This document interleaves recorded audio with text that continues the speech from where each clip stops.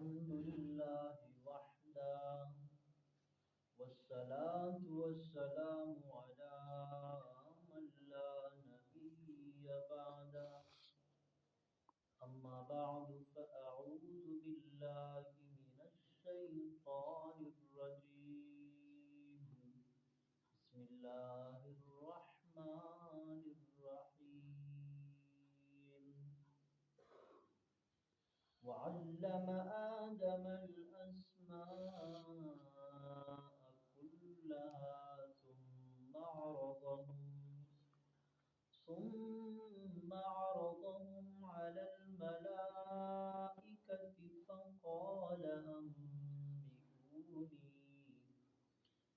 فقال أنبئوني بأسماء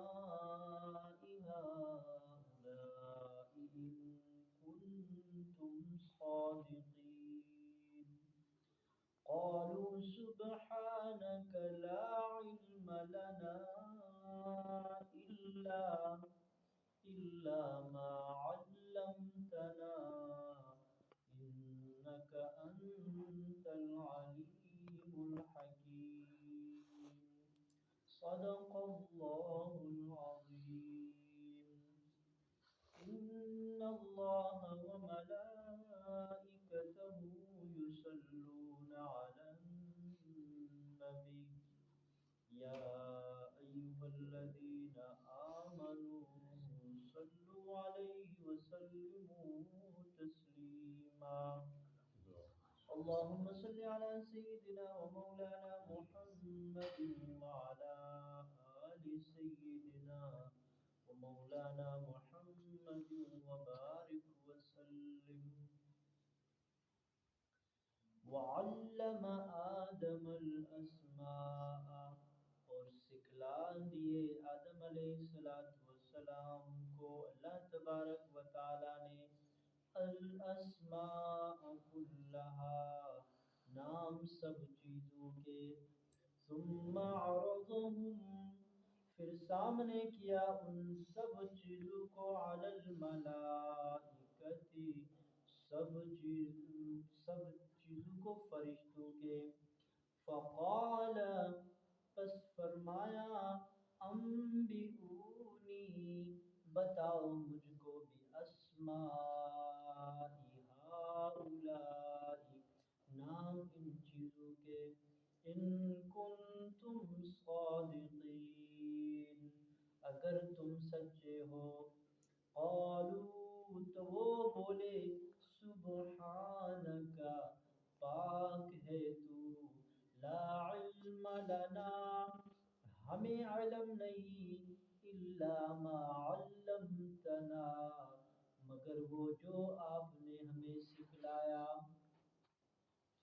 انک انت بے شک آپ ہی العلیم الحکیم اصل میں جاننے والے اور حکمت والے ہیں۔ حضرت آدم علیہ السلام کا قصہ چل رہا ہے۔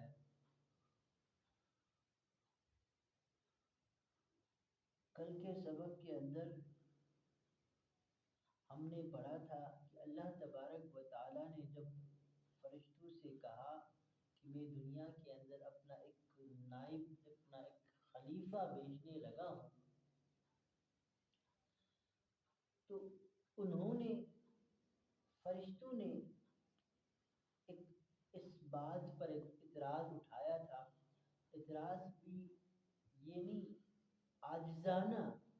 اپنی ایک رائے دی تھی کہ اگر آپ یہ چاہتے ہیں کہ آپ کے احکامات کو پورا کیا جائے تو اس کے لیے ہم جو فرشتے ہیں ہم اب آپ کے ایسے مخلوق ہیں کہ ہم کبھی آپ کی نافرمانی کرتے ہی نہیں۔ جو مخلوق آپ بنانے والے ہیں ان کے اندر یہ خاصیت ہے کہ وہ نافرمان بھی ہوگی، وہ دنیا کے اندر فساد بھی پھیلائے گی، خون بھی بہائے گی، اس سے بہتر ہے کہ وہ آپ وہ ڈیوٹی بھی ہمیں دے دیں تاکہ ہم احسن طریقے سے اس کام کو اس ڈیوٹی کو نبھا سکیں۔ اب یہاں پہ اللہ تبارک و تعالیٰ کے اوپر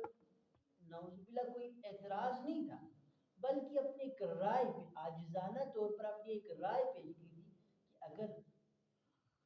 ان کے جگہ میں یہ کام جس کام کے لیے آپ ایک الگ مخلوق بنانا چاہتے ہیں، پیدا فرمانا چاہتے ہیں، وہ کام ہم سے بھی ہو سکتا ہے۔ تو اس کے جواب میں اللہ تبارک و تعالیٰ نے دو جواب دیے۔ ایک تو جواب جو ہم نے کل سبق کے اندر پڑھا تھا کہ حاکمانہ انداز میں ان کو جواب دیا کہ قال انی اعلم ما لا تعلمون،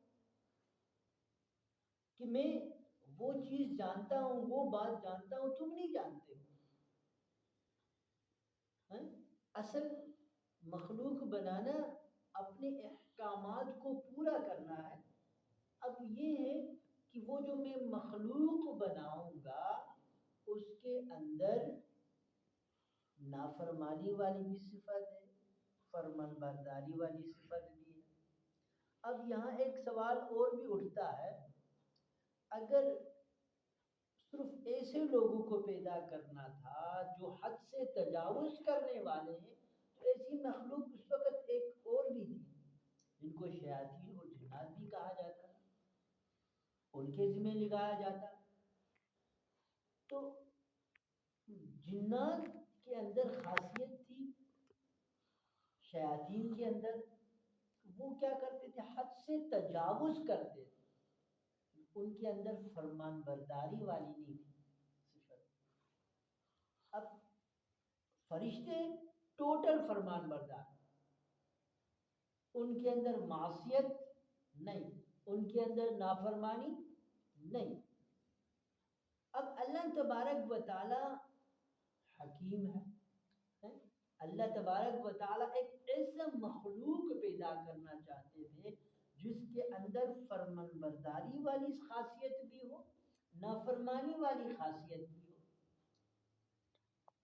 کیونکہ جب احکامات تبھی پورے ہوں گے نا جب احکامات کو توڑا جائے گا تو پھر ان کے اوپر فیصلے ہوں گے۔ جب احکامات کو توڑیں گے نہیں، کوئی غیر قانونی کام نہیں کریں گے، دنیا کے اندر بالکل غیر قانونی کام ہی نہ ہو، چوری نہ ہو، ڈاکہ نہ ہو،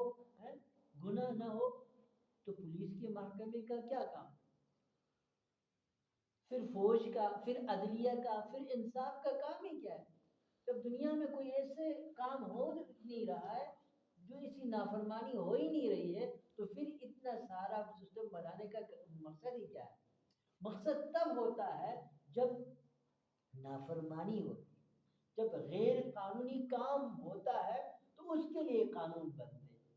تو انسانوں کے اندر اللہ تبارک و تعالیٰ نے یہ دونوں تاثیر رکھی تھی، فرمان برداری والے بھی، نافرمانی والے بھی۔ اب جو کوئی شخص نافرمانی کی جو صفت ہے اس کو دبا کے فرمان برداری والے صفت کو اگر عروج دے، اس کو پورا کرے، اس کو کامیاب کرے، تو اللہ تبارک و تعالیٰ کے سامنے سرخرو ہے۔ اب جس نے اللہ کی نافرمانی والی صفت کو ابھارا،